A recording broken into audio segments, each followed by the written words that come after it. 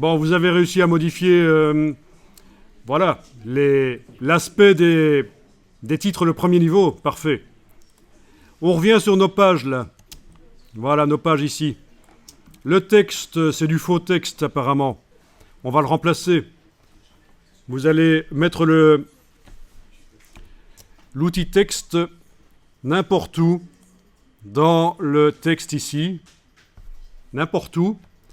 Vous allez faire commande A pour tout sélectionner. Et puis touche suppression. Là aussi, nous n'avons pas supprimé le bloc, nous avons supprimé le contenu. Voilà, si je reviens avec la flèche noire et je regarde les blocs, ils sont toujours là.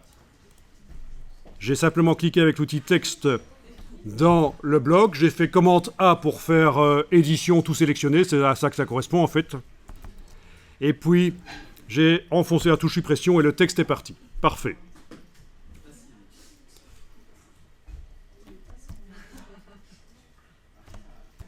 Alors, au passage, je vous explique que quand vous êtes en train de travailler du texte avec l'outil texte, vous ne pouvez plus, bien sûr, utiliser la barre d'espacement pour bouger le document dans sa fenêtre.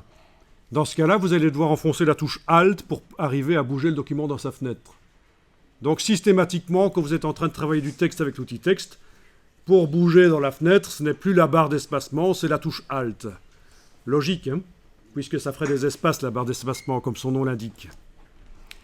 Ok, pour la fenêtre ici à droite, pour la page de droite, je veux dire, même chose, je vais cliquer dans le bloc texte, commande A, touche suppression, et voilà. Et on va remplacer ça par un autre texte qu'on va aller chercher notamment sur Wikipédia.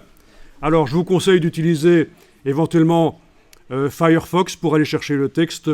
Comme ça, on sera tous synchro parce que le copier-coller ne donne pas toujours le même résultat suivant le navigateur. Vous savez peut-être que les navigateurs Firefox et Safari notamment ne sont pas basés sur la même technologie. Donc ça ne donne pas toujours le même résultat quand on va chercher des infos. Safari, c'est technologie WebKit. Firefox, technologie Gecko. Pour ceux qui ne savaient pas, les navigateurs web ne fonctionnent pas tous sur la même base technique. Donc je vous propose d'aller voir dans Firefox